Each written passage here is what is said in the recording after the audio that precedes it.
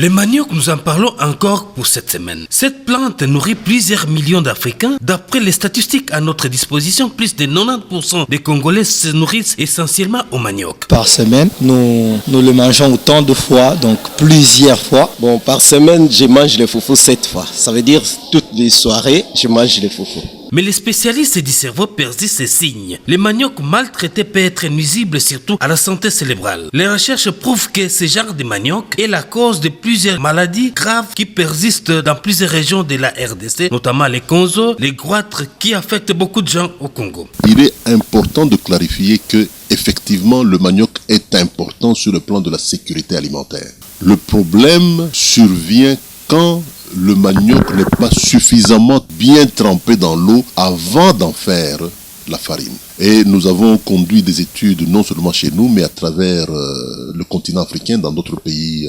Nous nous sommes rendus compte que effectivement, dans tous les villages, y compris des grands villages, où le manioc est utilisé pour faire de la farine, quand le manioc n'est pas suffisamment trempé dans l'eau avant d'en faire la farine, ça signifie qu'il n'est pas trempé plus de 3 jours. Il contient des substances toxiques qui restent dans la farine, et quand ces substances toxiques passent dans l'alimentation, ces substances toxiques sont toxiques pour la croissance de l'enfant. L'enfant peut se retrouver paralysé, l'enfant peut développer un goitre, l'enfant peut avoir des troubles intellectuels et ne pas avoir une croissance normale. C'est ça la clé de la toxicité du manioc. Combien de jours doit durer le mouillage pour désintoxiquer les maniocs et les débarrasser de la quantité de cyanure qui l'encombre? Certains parlent de 7 jours, d'autres parlent de 15 jours, d'autres 1 mois. L'enquête nous a menés à l'université de Kinshasa pour rencontrer le professeur Yanju de la faculté des sciences qui a consacré plus de 10 ans de recherche sur le manioc. J'insiste que ce n'est pas la durée de ruissage qui fait la détoxification.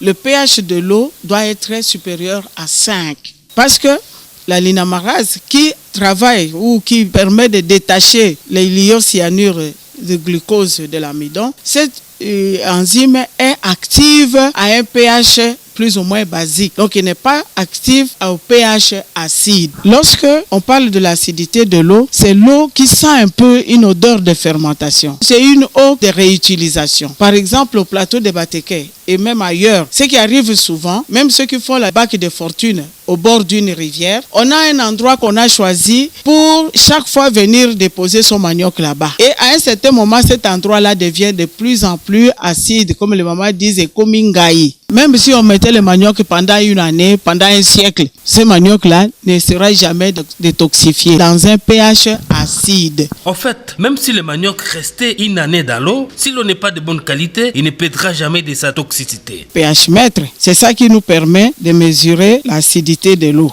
Ça vous donne des valeurs ici. Normalement, l'eau, c'est à 7, ou parfois dans les rivières, il est à 6. Mais lorsque votre eau se trouve entre 5 et 4, surtout si on fait la réutilisation pendant 2-3 fois, vous pouvez arriver même à 3. Ici, il n'y a pas de toxification. Le ramollissement, le goût peut être là. J'ajoute qu'il y aura même une lenteur dans la fermentation. Mais quand c'est à 5, entre 5 et 7 ici, la détoxification est totale. Un indicateur, ce papier, nous le trempons dedans et puis il va prendre une couleur. Nous allons vérifier. Il ressemble à 4. Ça signifie que cette eau-là, si vous mettez d'autres maniocs, même s'ils sont ramollis rapidement, il ne va pas détoxifier le manioc.